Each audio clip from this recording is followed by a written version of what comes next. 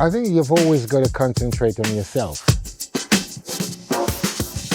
Oh, hello, Levi. Hi there. And thank you ever so much for coming back to the University of Westminster again. No, not at all. It feels like a second home for me. It really is. I just wonder what it feels like over the years for you to keep coming back to us and to keep giving to the students and inspiring us. What have you noticed over the years? Well, Irene, you've used that term inspire. And even though I know when I do visit schools and universities and prisons and all the place which I've been going over the past 17 years, I'm supposed to bring the inspiration. But you know what? I always walk away coming back with being inspired my own self, as I'm always am when I come, to this great establishment. I get inspiration, and my main inspiration is that yes, I'm doing the right thing. I'm doing the right thing by trying to inspire the next set of entrepreneurs. That's some who are perhaps in their home life is a bit unfortunate, like myself, that sometimes you need that little spark, you need that little advice, you need that little inspiration to be able to give you the impetus to carry on. I've always said that the dragons that invested in me on TV didn't turn me into an entrepreneur overnight. I was always me. But the key thing is when I grew up in Brixton in South London, there was never a Peter Jones type of a fellow that would come around in the inner city where I was growing up to spot a young Levi Roots and says that, oh, he looks like he can hold on to a job. He looks like if he was to get the chance that he could do something special. I felt like I could do something special, but no one like that would come round to be able to spot me. And that's why it took me so long to be able to excel at my best. And I always feel like if I do continue going to these educational institutions like here at Westminster University, I'm hoping that my words and my story could inspire some young people. That's excellent. And I can assure you that that is what has been happening over the years. And although we've had Reading Week this week, we've got so many students who've come in, traveled into central London to just come and be here and to hear from you. So as you walked around today, you visited some stalls. Could you tell me a bit about what it felt like and who you spoke to and who you remember? Well, it's warm, it's engaging. I feel that these students here are really business minded. I think it's a great university when it comes to business. I'm always being asked some really intricate questions about business and about how they want to forward their business, about branding and about how they can make that step up to that next level, which is great because I think the thing about entrepreneurs or budding entrepreneurs is being able to ask questions. And I've always tried to tell the students that the investment is never going to come in the product. That's not what people like myself and others invest in products. I think most investors will always invest in people. So you need that entrepreneur to be able to inspire and inspire the investor, the potential investor, to dip in his pockets and says, here's a startup. Or to inspire somebody who has a business mind to say, oh, I can make a few phone calls for you because I'm inspired by the way you are as a person. And talking to these students, is just a brilliant view into what the next generation of entrepreneur is about, because that's exactly what they are. And they express themselves as entrepreneurs. They ask a lot of questions, they speak very eloquently, which is, I think, is one of the key tools you need, is to be able to express yourself when it comes to saying that you've got something but you're going to need a little bit of help. I think you got to speak really well to do with that. So I think today was a very special day in hearing some of them tell me about their business and explain it to me really, really well. Oh, fantastic. So if I were to ask you to pick three of the students you spoke to in the poster event, that you think are real winners? And of course, we hope they all are winners, but Yes. what would your top 3 courses be? Well, there was one young lady that inspired me greatly.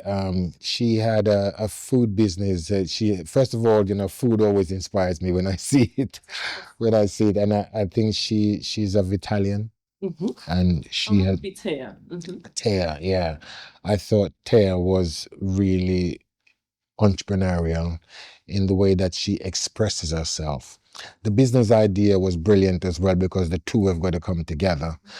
But I think when I was speaking to her, I felt like I was speaking to someone who was now ready to make that next step, who is very investable in the way that she is a person. And I have no doubt that Taya is going to get investment for her business and be able to do something really fantastic with it, because it is about the persons, and she really expressed that. I met another young lady who had a business to do with perfume. Wow. Um, yeah, and again, she was amazing, talking to me about her business and how different her perfume will be from what's out there. Because another problem with people who have business ideas, it's never normally they have a USP. They don't normally have a unique selling point. When I ask them, what's the difference between your product and what's already out there, I need to hear really clear reasons why their products is going to sell, and people don't continue to buy what they already buy. I tell them that there's nothing new. Everything is just a reproduction of what's already there. So you need to have something really special about your product.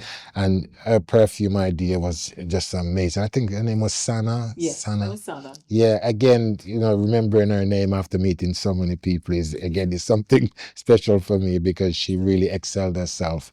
She had a sort of a black design of a bottle, and she was from Kenya as well too, which she put where she comes from within the product. So it's easy for her to talk about the business, because she's not just picking questions out of the air. It's something that's really inside of her that she's created the business from.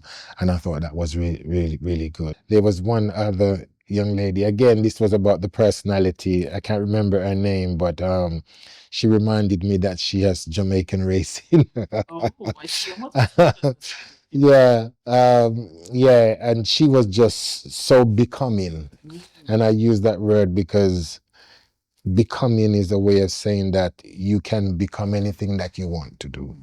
And again, it was about her as a person. So even though the business idea wasn't a memorable one, but her in herself as a person, in having the audacity to talk to me in that kind of way and convince me that she is someone that should be invested in.